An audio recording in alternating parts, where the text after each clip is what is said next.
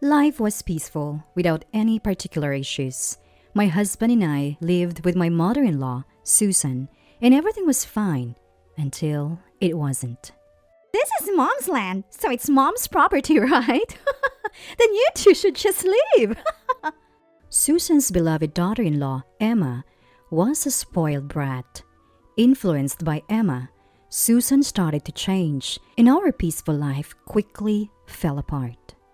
The two of them stalled the simple happiness my husband and I had. Their eventual downfall seemed only fitting. My name is Betty. I live with my husband, John, and Susan.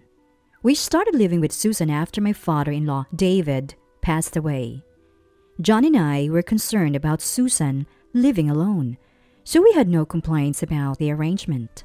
We even built a new, accessible home on the in-laws' land, thinking about future caregiving needs for Susan.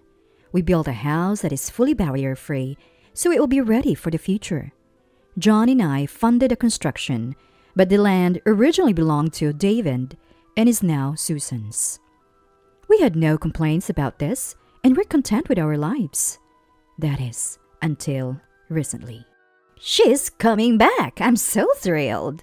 Susan was talking about Emma, John's sister. Emma had moved abroad after getting married and had been out of touch. She's back now because of a divorce, and Susan couldn't be happier. But to be honest, I don't have very good feelings about Emma's return. It was the same with John. The reason is simple. I haven't heard from Emma until now. She hadn't even attended David's funeral or called us. Of course, considering that Emma was living overseas, this may be inevitable. Her first words after hearing about David's death were, "Do I get some of Dad's inheritance?" It was hard to feel good about Emma, and it was surprising that Susan was so happy about her return. Susan has always been soft on Emma. I'd never seen her complain about anything Emma does. Well, as long as it doesn't affect us, let's just ignore it, John said, somewhat resignedly. Emma rented a house nearby, so we thought it wouldn't be a big deal. I was concerned about Susan, but since Emma hadn't done anything directly to us, we decided to go along with John's opinion. However, John, Mom, I came to visit again today. contrary to our wishes, Emma started coming over frequently. She didn't work and just lazed around all day with Susan, thanks to the divorce settlement she received. Susan, who used to help with chores, stopped doing so. She seemed too busy taking care of Emma, even ordering me around like, "Betty, Emma wants cookies. Go buy some now." I'm not a stay-at-home wife. I have a part-time job. Yet, I couldn't stand having to spend my few days off catering to Susan and Emma's whims. I once confronted Susan directly, saying, "Look, I don't want to be rude, but this is our home too. Can you maybe cut down on how often Emma comes over? Otherwise, John and I can't really relax here." But Susan shot back, "This is my property, isn't it? You and John built your house here, so stop complaining. Besides, this is also Emma's parents' house, so why are you being so mean?" It's true, we can't argue when she brings up the land ownership. So we've just been ignoring the situation with Susan and Emma. Neither of them listens to John's complaints. Either they do whatever they want. "Betty, I'm hungry. Make lunch now." Emma says this like it's a given, and if I don't move, "Betty, hurry up. Didn't you hear Emma says she is hungry?" Susan scolds me for not moving. I've reached my limit. John, too, seems fed up and decides to talk to Susan and Emma despite his exhaustion from work. "Mom, Emma, you two have been way out of line lately. Betty is my wife, not your servant." John sternly addresses the two of them in the living room. But Emma retorts, "Well, this is my parents' house, right? What I do here has nothing to do with you, bro." Besides, Betty is family, and family helps each other out. And Susan chimes in, "Exactly. Emma just got divorced and is tired. Stop complaining." Emma has been back for weeks now and apparently is still tired, even though she doesn't work and mostly stays at our house. I'd love to know what she's so tired from. John is also at a loss with their unrepentant attitudes. It must be incredibly stressful. This may be Emma's parents' house, but it's also mine and Betty's home. Emma, you have your own house, right? Both of you are old enough to stop being so spoiled. But they both look displeased. They act as if they shouldn't have to hear this, saying things like, It's weird to have to be considerate in your own parents' house. Or, Emma will always be my adorable daughter. It's all complaining. John, realizing that talking won't help, raises his voice. I hate to say this, but this is the house that Betty and I built. We may not own the land, but we pay the property taxes. If you keep things up, you'll have to leave. Susan, who usually claims the land as her own, is finally silenced. But Emma says, You'd say that about your own sister's parents' house? You're the worst, bro. Don't blame me for what happens next. And she storms out. Susan leaves after getting a message from Emma. After they're gone, John says, Sorry about that. It's awkward. But Mom will probably come back soon. We can talk it out then. We agree to wait for Susan's return. But we never imagined Susan and Emma would take such drastic actions. A few days after Susan followed Emma, John and I were living peacefully. Then suddenly, a ton of packages arrived. Confused as we hadn't ordered anything, Emma and Susan show up. We decided to make this house ours. You guys need to leave now. John and I are dumbfounded. Did they forget what was said when they were kicked out before? When we tell them there's no way we're giving up our house, they say, Then pay rent to Mom, who owns the land. $3,000 a month. If you can afford that, you can stay. I couldn't believe what I was hearing. No way. This is just too much. We're the ones who built this house in the first place. Why should we have to pay rent to live in a house we built ourselves? As John and I left speechless, Emma, misunderstanding the situation, continues with a smug look on her face. Just so you know, you don't have any say in this, okay? This land belongs to Mom, so we could tear this house down if we wanted to. But that would be inconvenient for you, wouldn't it? She says, pressing us further. There's no way such a ridiculous proposal would fly, and tearing down the house would ultimately backfire. While it's true that the land belongs to Susan. If the landowner has complaints about the house, it's not entirely out of the question. I rack my brain for a solution, but I'm not well versed in law, so I come up empty. What should we do? That's when I was alone with my head in my hands. John suddenly says, Fine, if you want this house, we'll leave. He says this to Susan and Emma. I can't help but control John. Wait, John, are you serious? John reassures me. It's okay. And continues speaking to Susan and Emma. Even if we do leave, we haven't decided where to move yet. We need time to prepare for the move.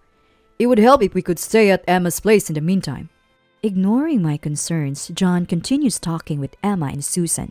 Eventually, it's decided that we will leave this house within a week. During that time, Susan and Emma will live in Emma's current house. Feeling pleased that John complied more easily than they had expected, Susan and Emma say, Well then, hurry up and leave! and head home with smiles on their faces. I'm not in the mood for laughing, not even a little. Why did you make this decision without consulting me? As soon as Susan and Emma leave, I confront John. I can't let this slide. John apologizes with a regretful look on his face.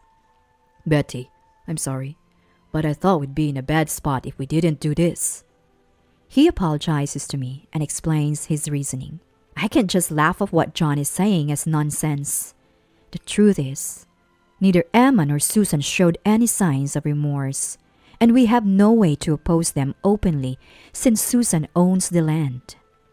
Even if we could secure the rights to the house, we'd still have to live with Emma, and the rift between us and Susan and Emma has only deepened, making life even more difficult. To endure their whims for the rest of our lives as a couple, I can't accept that. We'd break before they do. I somehow understand John's point, but we only have a week until we have to move. It's hard to switch gears But faking cheerfulness is better than this gloomy atmosphere. So, I muster up a bright voice and ask John, I get what you're saying, John. I can't agree, but I understand. So, what's the plan? do you have a new place lined up? John immediately replies, I thought something like this might happen ever since Emma started hanging around. I know a place we can rent, so we won't need a full week to move. I wish he'd told me that sooner. My minor complaint vanishes with his assurance that he didn't want Susan and Emma to catch on. He adds, But I don't want to just hand over the house. We've got stuff to do before we leave. It's going to get busy. I didn't have the energy to respond to John's enthusiasm. A week later, our move is complete, and we've contacted Susan. We're ready to move out, so come over as soon as you can. Within an hour, Susan and Emma show up. They're both footloose, probably because they don't work, and no doubt thrilled that the house will soon be theirs. They arrive almost dancing with joy, but when they see the house, they're utterly shocked. Well, it's no surprise, because... Why is the house gone? Yes, the house they were planning to take from us today is gone. What's going on, big brother? Why is the house gone? Explain! Emma is freaking out and Susan is still in shock behind her. Ignoring Susan for a moment, John answers Emma's question. Why? Because it was our house, so we demolished it. What more is there to say? John says this with a cool expression. Emma, on the other hand, raises her voice, her face turning red. That's not the point. This land belongs to Mom, right? That means the house built on it is also Mom's. How could you demolish it without permission? John laughs out loud at Emma's furious rant. We could demolish it because it was allowed, right? Think for yourself for once. I own the house, not Mom. We'll hand over the land as promised. No complaints, right? Emma is at a loss for words at John's response. Finally, Susan speaks up. This is too much. Are you telling your own mother to live in a place like this? We have nowhere to go because Emma already moved out. Facing Susan's outcry, John looks at her with a cold gaze. What are you talking about? You were planning to do the same to us. If I hadn't asked for time to prepare for the move, you would have kicked us out immediately. Why should we give up our house for people like you? Enough with the selfishness. At John's words, both Susan and Emma look down, their faces turning pale. There's nothing wrong with what John said, so it's only natural they can't agree back. What they tried to do to us has simply come back to haunt them. What goes around comes around. Even a child knows that. Just when I thought Susan would keep looking down, she raises her face to look at me. What do you think, Betty? This can't be right, can it? Tell John. Susan pleads and Emma chimes in. Yeah, you guys found a new place to move to, right? Let us live there with you. You think that's fair, don't you, Betty? They're saying things that make no sense. I decide to give them a reality check. As we've said multiple times, that house was ours. We agreed to demolish it, so there's nothing I can do for you. Stunned, they listen as I continue. Besides, why would we let you into our new home? Both John and I have been put through the ringer by you two. You tried to take our house using the land rights as leverage. If you take someone's house, you can't complain if yours is taken. I think this empty land is more than enough for the two of you. After telling them that, John and I left a devastated Susan and Emma and returned to our new home. After losing their home, Susan and Emma found themselves saddled with property taxes, which we had been covering until now. But it only makes sense that they take on this responsibility. The land Susan inherited from David is in a prime location, so the property taxes are steep. To make matters worse, Susan only has her pension, and Emma is relying solely on her divorce settlement. I've heard they had no choice but to let go of the property because they couldn't keep up with the taxes.